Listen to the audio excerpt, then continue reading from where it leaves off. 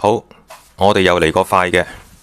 依家係2月4日星期三下晝3點36分，距離頭場開跑仲有啱啱3個小時。咁啊，今集淨係講第一口三寶，即係3、4、5呢3場。第3場呢，我啊揀咗3隻馬，首選2喜連勇敢。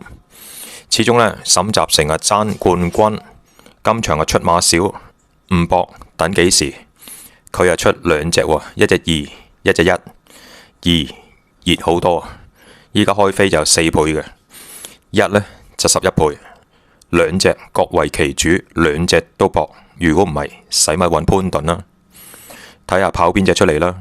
爛老虎梗係丁冠豪啦，大浪淘田揀一隻，揀隻2，揀第2選啦3，第3選啦沈集成嘅1。咁啊2、3、1順次序就係咁啦。我認為我嘅意見呢，就係3隻都要晒，搏佢跑隻1出嚟，成件事就好分好多啦。至於三寶嘅第一口嘅第2關，即係第4場4班跑1800，我嘅第一選呢，都係偏向揀沈集成1檔配布文嘅客家之光，會放頭走嘅，睇下有咩馬追到佢。第2選我會揀12暴風雷，雖然佢只不過喺5班都贏唔到，經常跑2、3，但係經常都做出快時間。今場喺4班孭個輕磅，衰在11檔，比較均速，直路攬下，似乎啊冇乜冠軍相。但係呢，有5班唔跑4班孭輕磅，就同埋做出快時間叻嗰啲馬呢，就孭130磅，要讓佢成10幾磅，所以都揀得過。希望呢有所突破，跑贏啊，有6倍嘅。好啦，首選4啦，次選12，第3選呢都係好正路啊。3號盈妙星，第4選係2號保賢得得。嗱，我偏向啦，第1關啊揀3隻啦，第2關嘗試下揀2隻，慳翻啲成本，即係揀隻4，揀隻12就好啦。3同2呢，可揀可唔揀啊。好啦，最後第5場。我就未睇啊，依家睇4班1650米出馬12匹，咦？隨緣得勝配有田泰安有飛，睇睇呢隻澳洲4歲馬，上個馬季沙田千4日陪跑70倍，今個馬季一樣係跑沙田千4，睇飛46倍，都係陪跑，跟手啊轉過嚟跑谷草。3場都係跑谷草，3場都好近，仲要越跑越近磅，會唔會喺今場反底呢？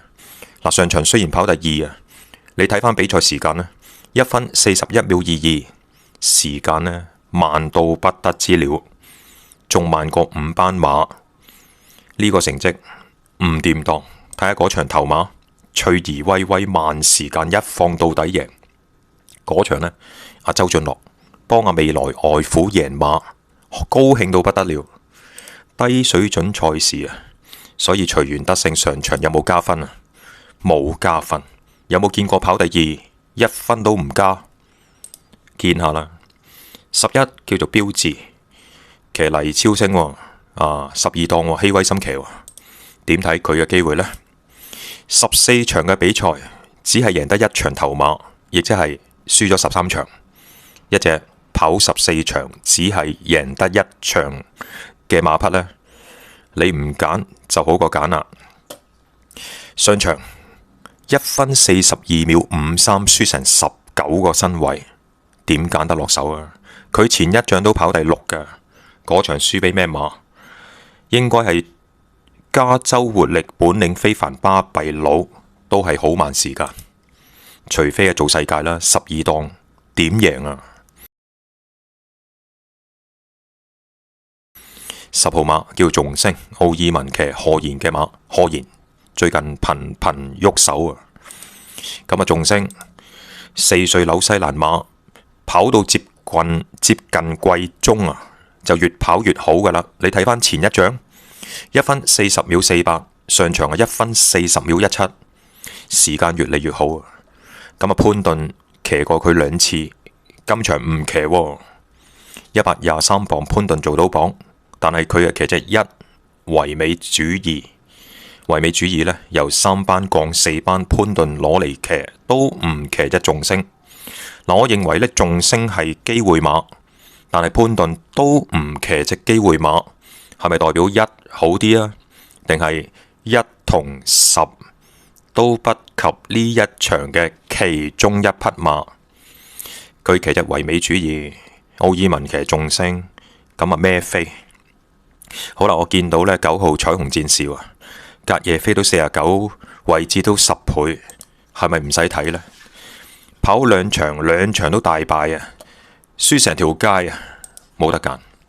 好啦，頭先都講到啦，翠兒威威慢時間一放到底贏，有冇機會呢？今場有所突破添食，咁啊上場慢時間贏，我覺得就係做世界輪住威，做到你當晚贏。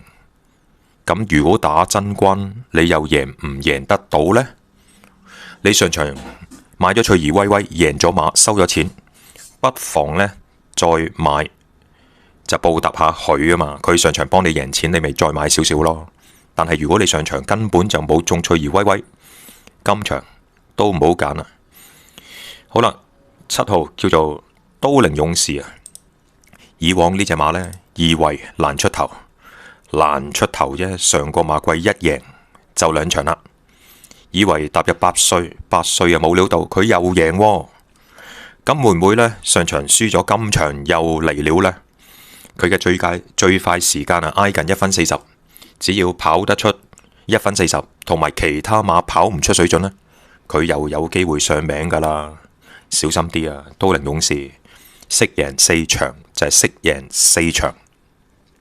好啦，沉咗好耐6號得意佳作10倍。點解10倍啊？因為對手水皮咯。佢由4班贏上3班，唔夠跑。上個馬季尾落返4班又贏，今個馬季3班輸，落4班連輸3鋪，輸咗3鋪，會唔會今場呢？嚟了啊！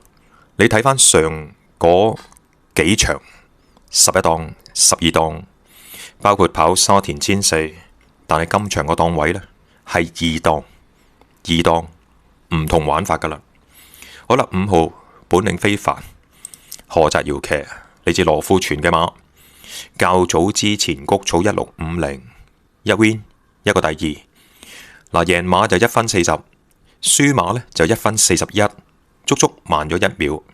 而上場都係跑輸咗2場，會唔會嚟個回馬槍啊？呢隻紐西蘭6歲馬，只係幫馬主贏過2次。就梗係唔收貨。既然今個馬季長期都喺作戰狀態，點解今個馬季唔用盡佢呢？